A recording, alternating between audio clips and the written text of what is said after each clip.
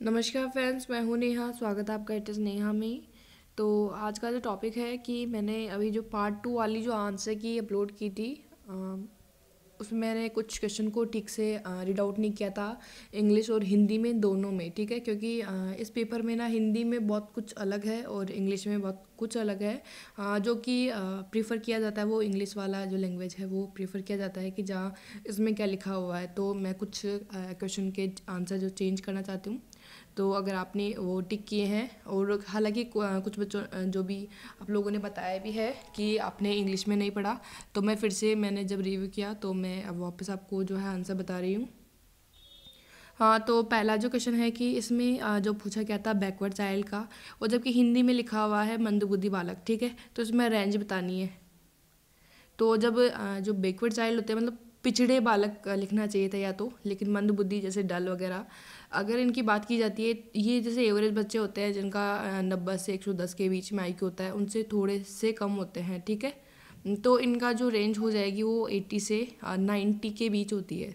ठीक है, तो ये आप ध्यान रखें। जब बैकवर्ड चाइल्ड की बात की जाती है तो इनकी जो रेंज होती है 80 से 90 के बीच इनका आईक्यू रहता है। तो ये आप चेंज कर ले।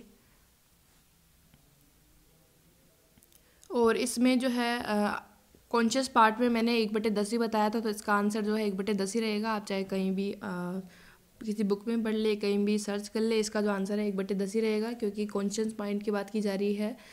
जैसे कि आप वीडियो देखते टाइम जो आपका माइंड चल रहा है, तो वो चीज़ है। और जबकि जो अनकॉन्शियस होता है वो 90% होता है और ये 10% होता है। जब 10% की जब फ्रैक्शन बनाएंगे तो 1/10 आएंगी। ठीक है, तो इसका जो आंसर हो जाएगा 1/10 ही होगा। तो इसका आंसर भी यही रहेगा, तो इसमें कोई प्रॉब्लम नहीं है।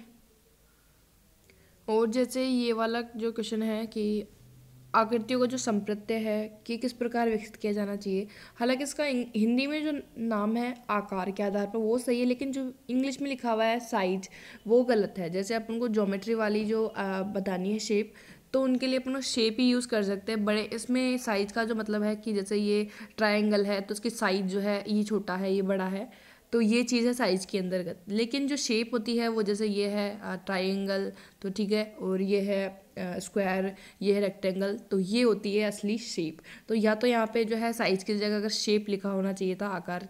आकार उसको शेप को आकार ही बोल सकते हैं, आकृतियाँ भी बोल सकते हैं। तो ये चीज़ है मेन। साइज़ तो वो होती है कि ये छोटा है ये बड़ा है, तो उससे तो कितना सिखाएंगे, ये छोटा बड़ा सिखा सकते हैं, हर कोई तो नहीं सिखा सकता ना। इसलिए मैंने ये भुजाओं की संख्या जो थी इन तीनों में वो ज़्यादा बेस्ट आंसर था। ठीक है, तो आइए आप ध्यान रखिए साइज, और यहाँ पे जहाँ शेप की जगह साइज लिखा गया है तो ये चीज़ है।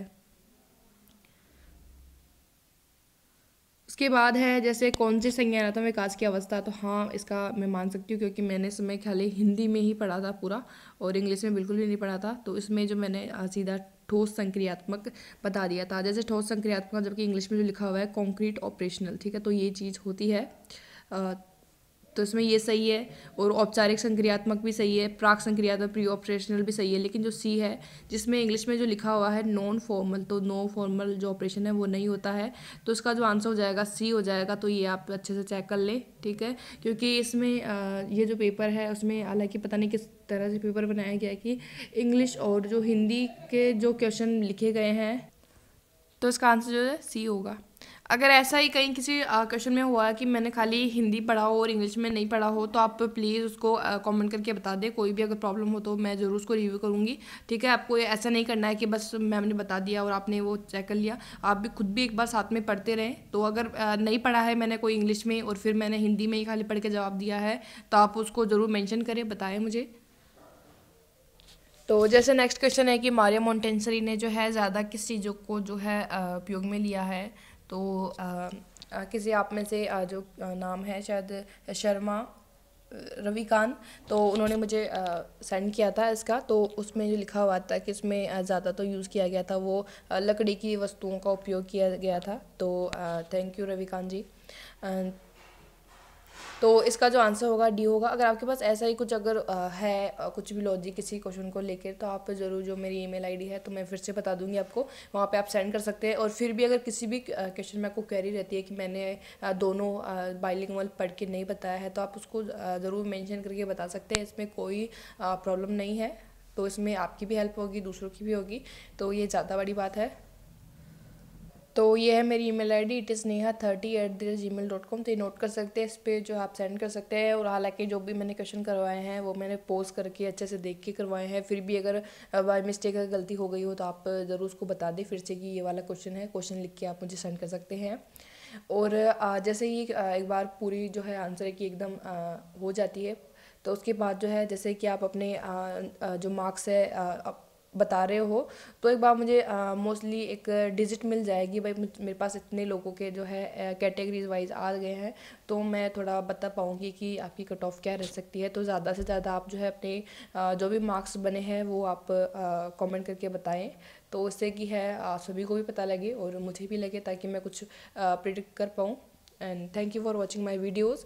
और इस तरह की एंटिटी के रिगार्डिंग कोई भी न्यूज़ हो तो उसके अपडेट रहने के लिए आप ये चैनल ज्वाइन कर सकते हैं। तो अगर पहली बार इस चैनल पे आए तो सब्सक्राइब करें, बेल आइकन प्रेस करें, ताकि आपको रोज़ आने वाली वीडियोस की नोटिफिकेशन मिल जाए। और अगर वीडियो अच्छा लगा तो लाइक ज़रूर करें, और ज़्यादा टाइम नहीं लगेगा, आपकी जो ऑफिशियल आंसर की है वो आ जाएगी। तो थैंक यू।